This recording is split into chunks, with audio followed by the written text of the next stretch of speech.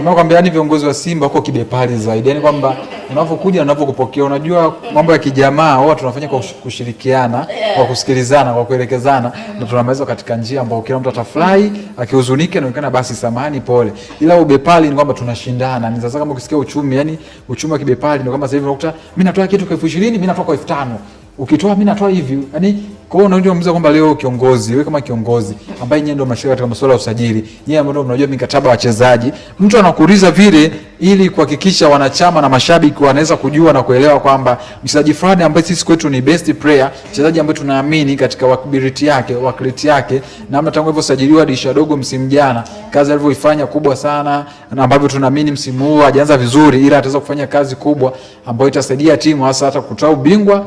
Au hata katika hii hatua ambao wanapambana kwenda robo finali, huenda anaweza baada ya mechi zote 4 anaweza kupambana akafanyaje, akasaidia timu ikaenda tu robo finali na ikawa ni hivyo. Na ni mmoja mchezaji ambaye ni key player ambao watu wengi walitarajia katika msimu huu ataanza kwa moto mkubwa sana na atakuwa ndio expert katika klabu ya Simba. Unaulizwa vipi juu ya hali yake, vipi unawajibu watu kwamba kama ambavyo ulivyosikia.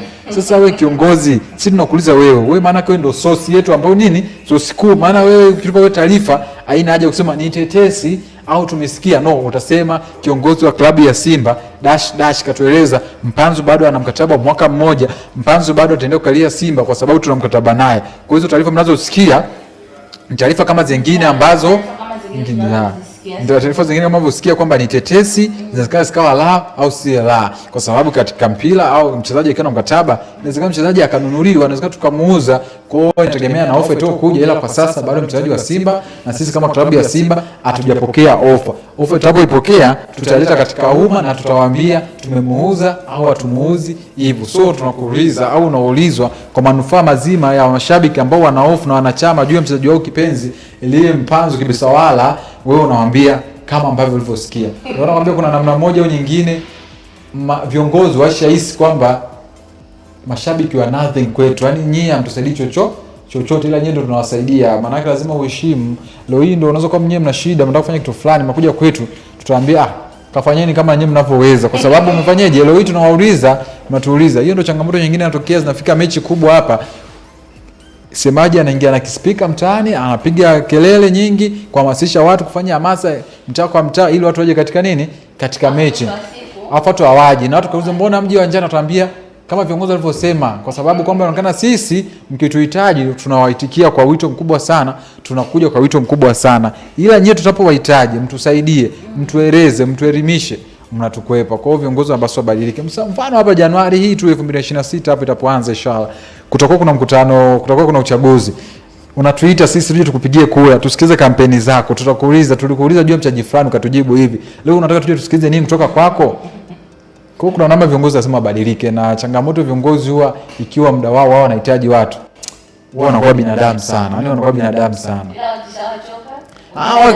Wakishamaliza jambo lao, yaani wakishamaliza jambo lao, wanageuka sana. Ndio tunapiga nukta hiyo kwa Sudi. Anaongea kwa masikitiko sana Sudi. Sudi anasikitika sana na viongozi wa Simba jamani. Kama mmemsikia Sudi, yani leo anaongea kwa hisia kali sana kuhusu hili swala la Simba jinsi linavyoendelea. Basi na sisi ndio hatuna cha kutia neno, tumeweza kusikiliza vizuri, na uzuri sasa hivi dunia inaendelea. Watu wameweza kujionea wenyewe mtandaoni majibu ya viongozi. Basi na sisi tunapiga nukta hapo, tukapate maji kidogo, tukirudi tutaendelea. Usiondoke ndani ya Hope TV. Uongozi wa shule ya Alliance Sports Academy ya jijini